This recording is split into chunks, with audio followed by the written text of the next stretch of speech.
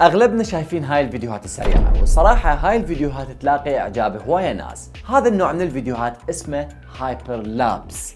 يمكن هذا الاسم مو غريب عليكم. اي صحيح، اكو نوع ثاني اسمه تايم لابس، وهذا موجود بكل التليفونات. هذا الهايبر لابس مقارب إله، بس اكو اختلافات بسيطة راح نحكي عليها. زين، اقدر اصور الهايبر لابس بالتليفون لو فقط كاميرا احترافية؟ هذا سؤال هم راح نجاوب عليه. شنو هو الهايبر لابس؟ شوف، الهايبر لابس عبارة عن تجميع صور الجسم معين. اي صحيح، صور مو فيديوهات. تاخذ صور المكان معين او جسم او شخص يكون ثابت، وبعدها تروح للمونتاج وتجمع الصور وتصير لقطة فيديو. بتصوير الصور لازم تراعي امور. اولا، تخلي الجسم بوسط الصورة او النقطة اللي انت محددها، وتبدأ تصور حتى تحافظ على المركز، يعني المشاهد يعرف انه انت مركز على هذا الجزء. ثانيا، الجسم اللي قاعد تصوره انت لازم يكون ثابت. ثالثا، حتى تحصل على هايبر لابس احترافي مكون من 10 ثواني بس، لازم تصور 250 صورة. اي 250 صورة لهذا الجسم الثابت. ليش 250 صورة؟ تعال خل اقول لك.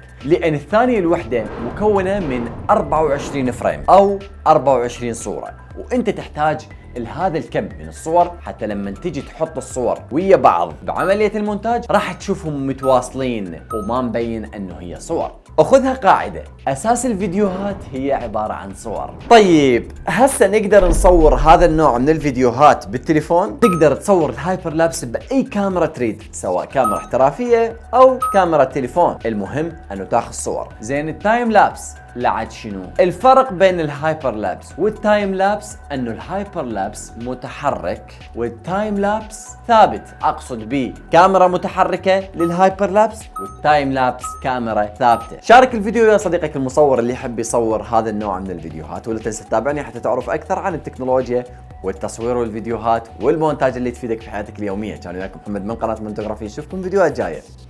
في امان الله.